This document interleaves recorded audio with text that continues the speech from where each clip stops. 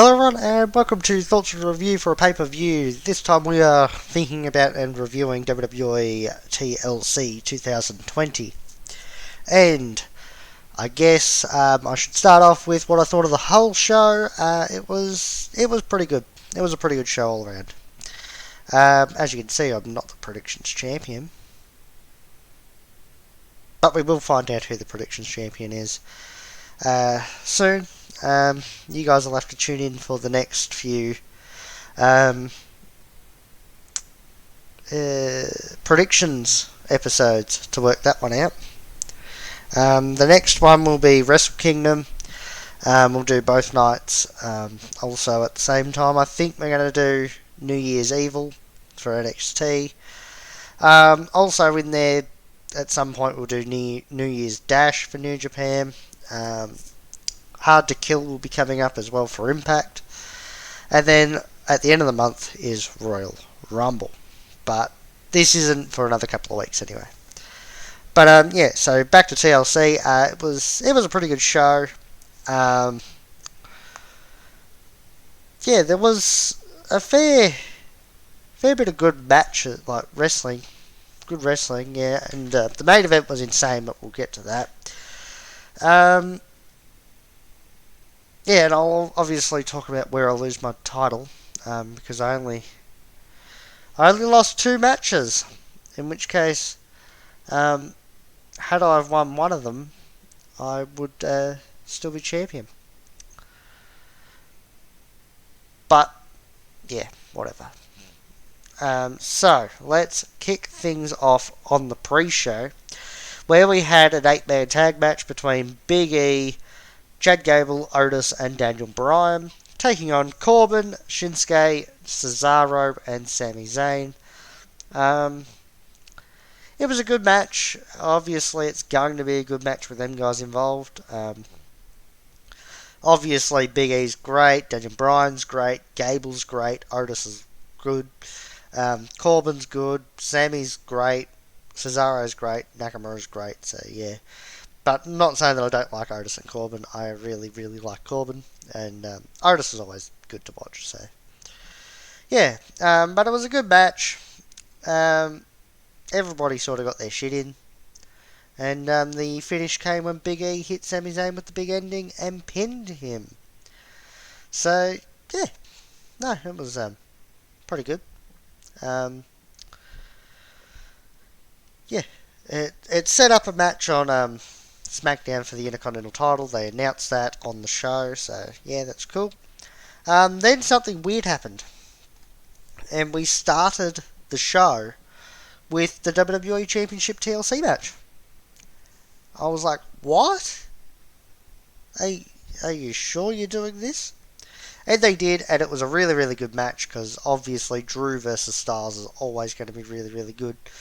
Yeah, it was very much Styles trying to work on McIntyre's knee.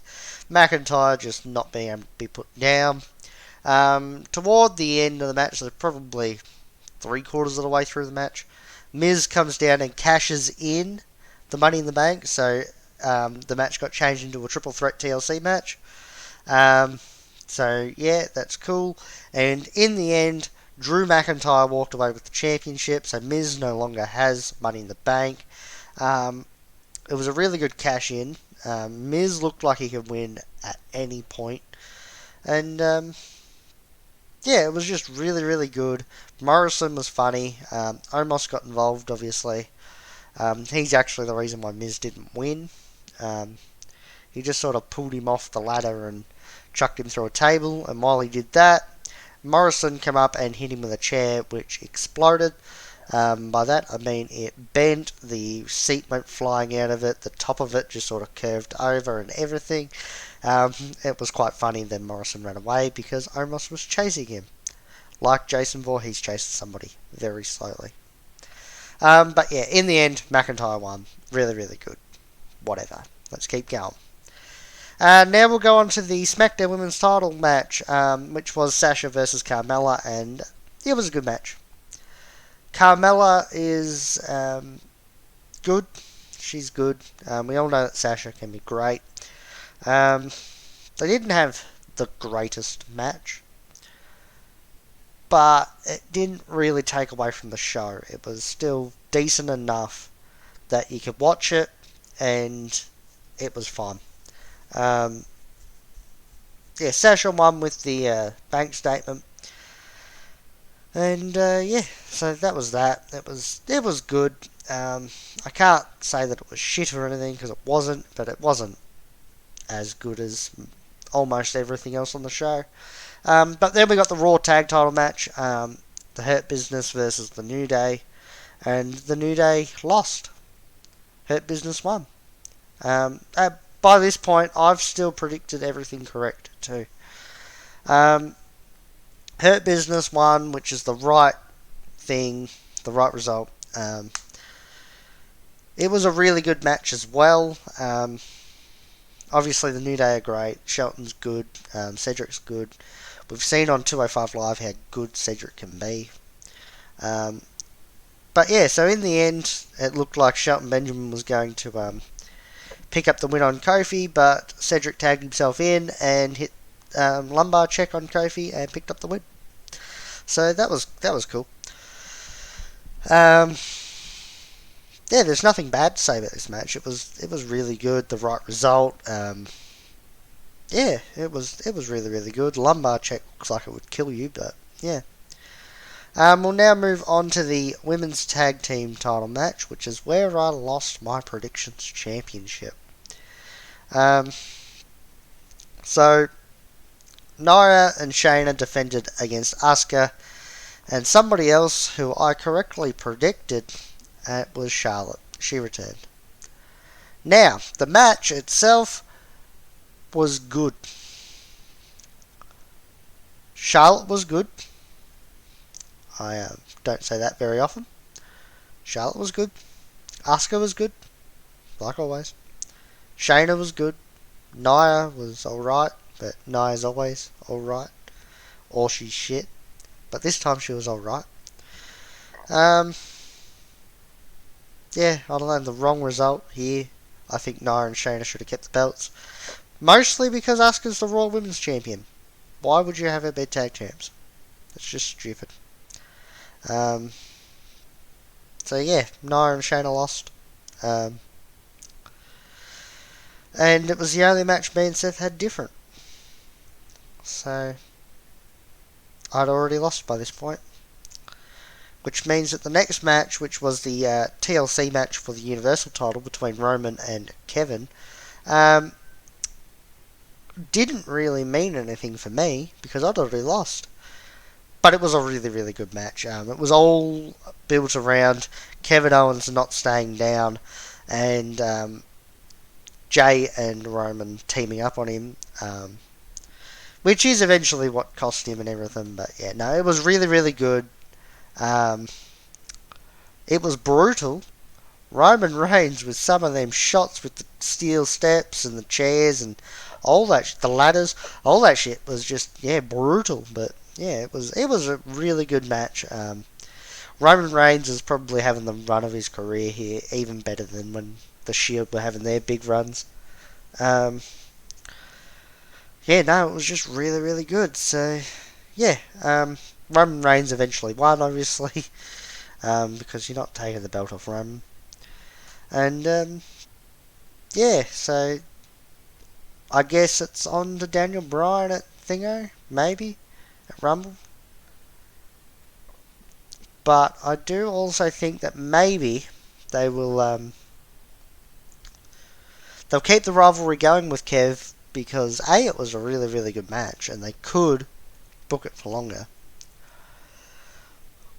And also, Jay got involved multiple times, so I'm thinking that maybe at Rumble, because they love to do it, Shark Cage, Jay can't get involved.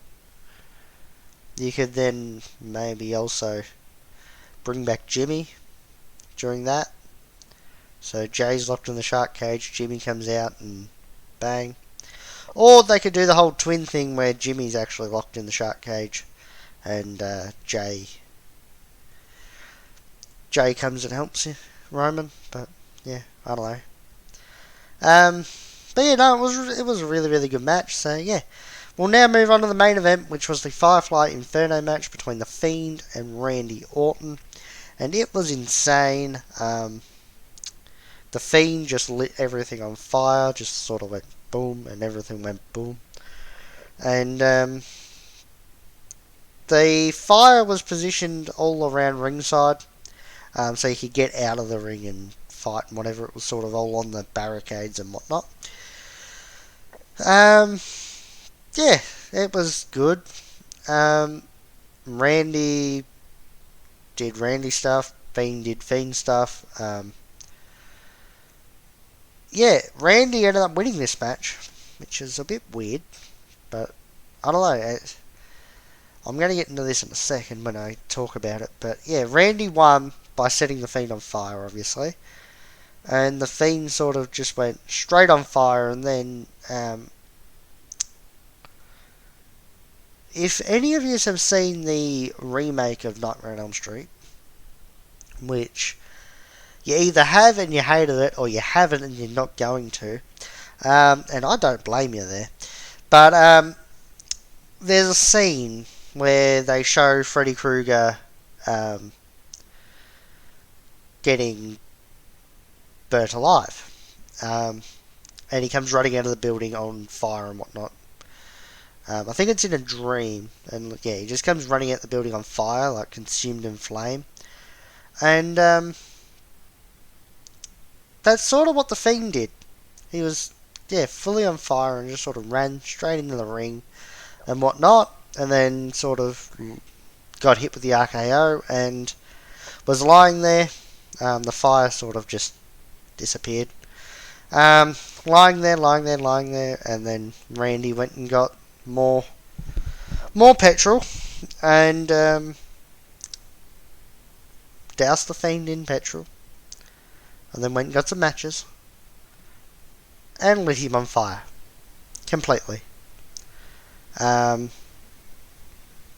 it was quite obvious that Bray wasn't actually in the outfit, but yeah, I don't know. It looked cool. It seems like the Fiend could be dead, but I don't know. We'll have to tune in and find out there.